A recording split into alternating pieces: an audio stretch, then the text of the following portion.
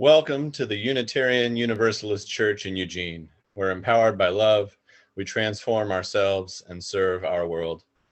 My name is Robin Sean Smulford, and I am your worship associate this morning. My pronouns are he and him. Rev Jen is preaching today, and also with me are collaborative pianist Suzanne Giordano and Kat Johnson behind the scenes working tech. Welcome. Welcome to this shared space of sacredness, this moment when we have gathered to be together and to love one another. We gather in worship to find meaning and live more deeply. Worship creates connections within, among, and beyond us, calling us to our better selves, calling us to live with wisdom and compassion. Whoever you are, we're glad you're here, whether it's your first time worshiping with us or your 1000th. Our chalice lighting words this morning are by Betts Winnecke. May this flame, symbol of transformation since time began, fire our curiosity, strengthen our wills, and sustain our courage as we seek what is good within and around us. Good Sunday morning, everyone. I am the Reverend Jen Youngsun Rue, and I use the pronouns she and her. Today is the first day of our shared collaborative ministry. First days can be really exciting, right? And they can also be a little fluttery. Does anybody have a first day coming up? I'm sure somebody has a first day of school coming up. And I know that there's been a first day with new baby in the house recently. Maybe today is your first day alone in the house. Maybe today is your first day being sober. Maybe it's the first day ever attending a church service.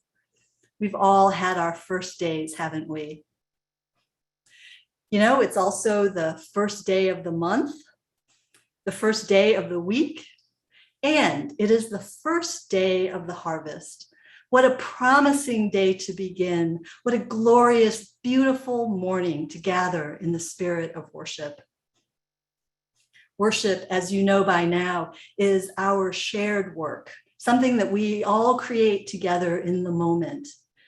And so in that spirit, I ask you to welcome each other and call each other to worship with these words from the Unitarian Church in Dublin, Ireland. We bid you welcome. We do not ask what you believe or expect you to think the way we do, but only that you try to live a kindly, helpful life with the dignity proper to a human being. Welcome all who believe that religion is wider than any sect and deeper than any set of opinions, and all who might find in all our friendship strength and encouragement for daily living. Our meditation today is a short story of falling by Alice Oswald. It is the story of the falling rain to turn into a leaf and fall again. It is the secret of a summer shower to steal the light and hide it in a flower. And every flower a tiny tributary that from the ground flows green and momentary, is one of water's wishes, and this tale hangs in a seed head smaller than my thumbnail. If only I, a passerby, could pass as clear as water through a plume of grass to find the sunlight hidden at the tip, turning to seed, a kind of lifting rain drip. Then I might know, like water, how to balance the weight of hope against the light of patience. water which is so raw, so earthy strong, and lurks in cast iron tanks and leaks along, drawn under gravity towards my tongue to cool and fill the pipework of this song, which is the story of the falling rain that rises to the light and falls again. Our story this morning is based on a story told by Rachel Naomi Remen in My Grandfather's Blessings. For her 4th birthday, Rachel's grandfather brought her a little paper cup full of dirt. She was disappointed with the gift and let him know that. In response, he simply smiled and then turned to pick up a small teapot from her doll's tea set. He took her to the kitchen and filled it up with water. They went back into the nursery. He set the cup on the windowsill and gave Rachel the teapot. He then said, "If you promise to put some water in the cup every day, something may happen." Rachel did as she was told, but as the days passed, she found it harder and harder to keep up the task. At one point, she tried to give the cup back to her grandfather, but he simply told her she had to keep it up every day. With much effort, she did just that, and eventually, she woke up one morning, and there she saw 2 small green leaves sprouting out of the soil. She was amazed by what she saw, and every day she watched the plant grow bigger and bigger. When she saw her grandfather again, she told him all about it, thinking that he would be just as surprised. He wasn't. The grandfather explained to her how life was everywhere and how it was hidden in the most ordinary and unlikely places. Rachel was excited by this and asked, "And all it needs is water, Grandpa?" Her grandfather touched her gently on the top of her head and said, "No, all it needs is your faithfulness."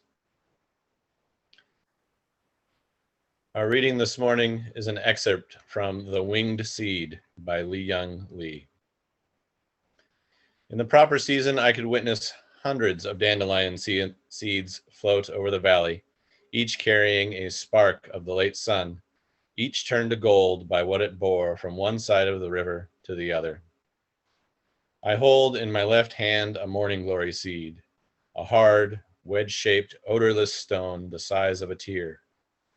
My love, what is a seed? Is it its flower? Is it the leaves it utters? Its weight is imperceptible. Lighter than the flower, it is where the flower closes at evening. Yet in it may be growing the flower that will overthrow all governments of crows or senators. Tonight, I am its ground, though my hand can hardly endure the next world lying inside it. Thank you so much, Robin, for the readings and the stories, and Suzanne for the beautiful piano music. Choir, thank you for that marvelous welcome. It makes me miss you even more. I miss the choir so much. And I know that choir members are aching too, because that's what they do. They get together and they sing and they do it for us. And so I'm glad that you found a way to do that safely with each other. And for us, we definitely benefited from hearing your voices today. You may notice that today's sermon, I'll call it a homily, is a little shorter today. And I did that in hopes that more people might stay after for coffee hour conversations afterwards. So if you are the person who usually kind of skedaddles really fast after the service, maybe you will consider staying around and joining me and others for some conversation today. 8 times a year, the earth-centered traditions invite us to stop and notice where we are on our journey around the sun.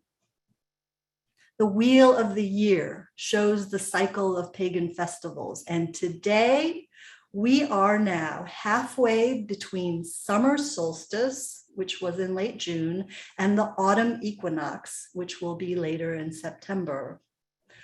August the 1st, marks the season of Lunasa after the Celtic god Lugh. And later, the Roman Church adopted the day and renamed it Lammas, meaning loaf mass. Both the Christian and pagan forms of this holy day celebrate the feast of first fruits. From that first cut of wheat, they would bake a loaf of bread and offer it as a tithe to the community. You know, I'm already imagining next August, the sanctuary full of bread and maybe some golden flowy fabrics. All right, enough of that daydreaming.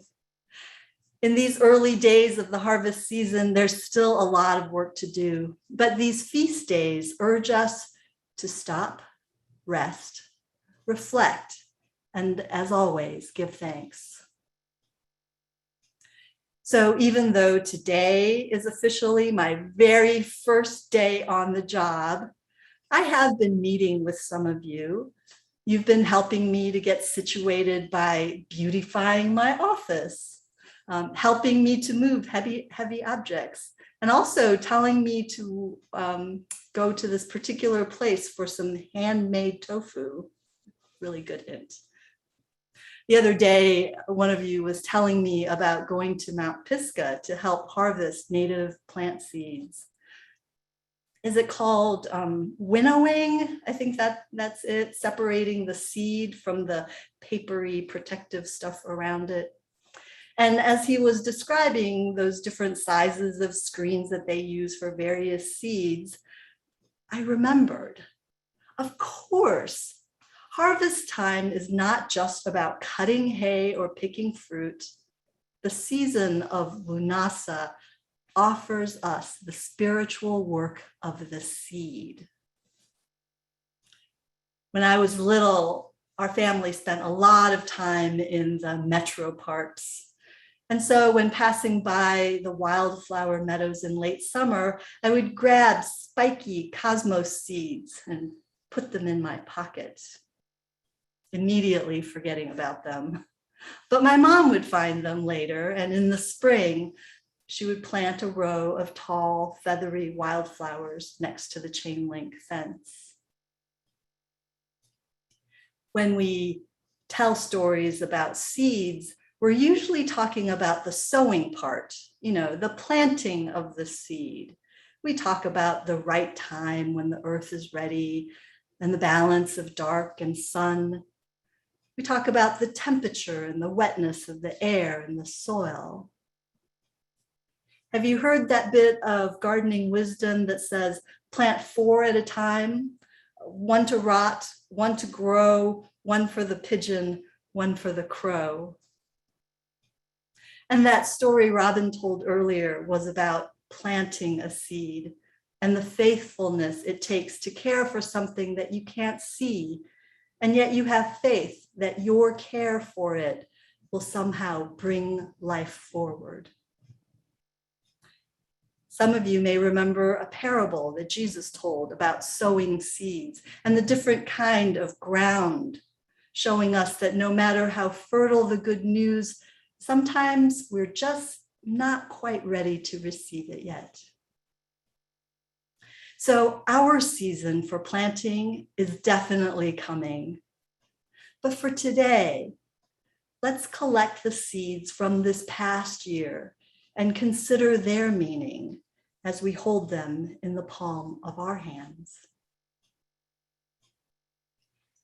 Today's reading was a passage from Li Yongli's memoir.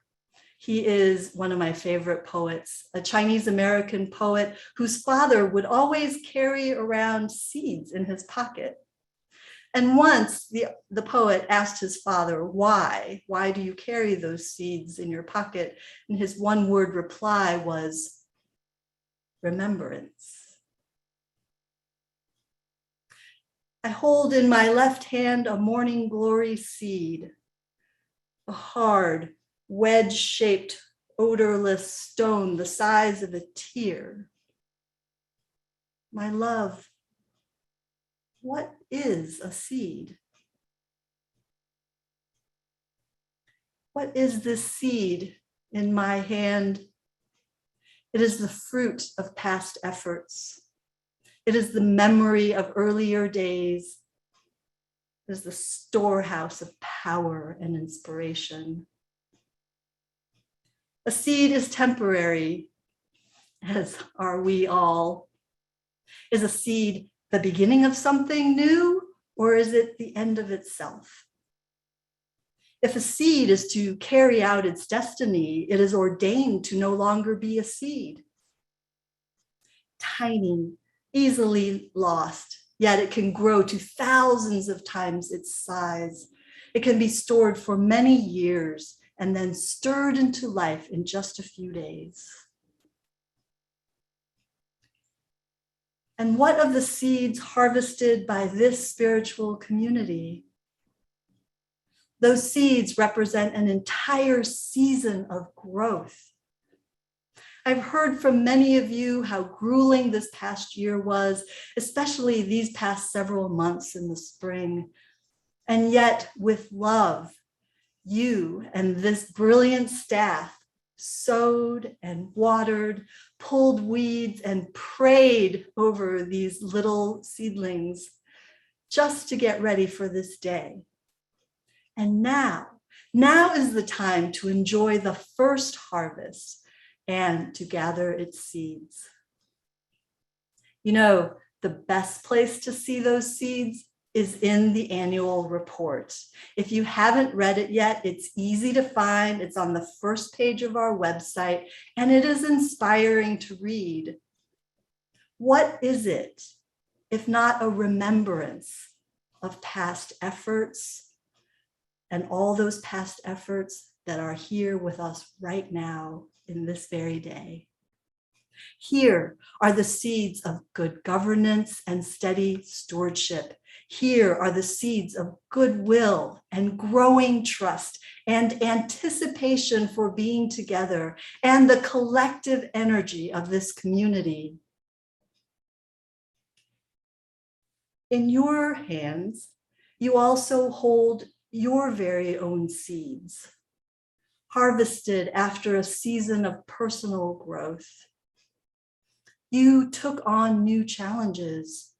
You committed to facing yourself more honestly. You learned new ways to understand yourself and others. You started repairing relationships. So let me ask you this, and I'm going to ask that the chat be open right now so we can share with each other. Let me ask you this question: what has grown in your life? What did you plant many months ago? And what is finally starting to come to fruit? I'll give you a few minutes or a few seconds to think about that. And as you are moved and inspired, you can type in your answers to the chat. What is this seed that you have cultivated through the growing season, and now it's ready to harvest? Tomato plants. Yes, this is a very literal planting, right? Literal growing. Some of you planted hope. Some of you put a lot of your energy into your children, into your home business and the healing of self. And now you're starting to see the fruits of that labor and the fruit of that work and effort. Some people are harvesting garlic right now. Better boundaries, tolerance, acceptance of self, my intuition, depth of self-respect, seeds of patience, compassion, simplicity, amazing.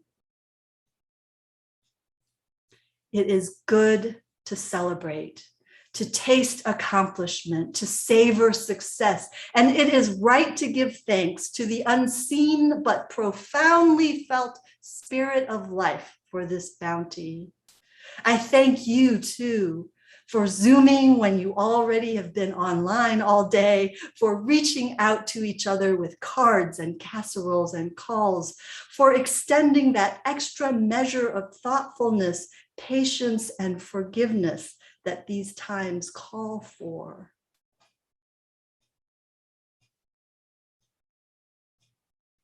If the strength of these past months has gone into the mighty seed, I know that the seed may also hold some worries. It's natural to wonder, what will come of this seed? Will it be eaten by crow or pigeon? What color, what shape will emerge? What's going to happen next? With the pandemic, with you, with me, and what if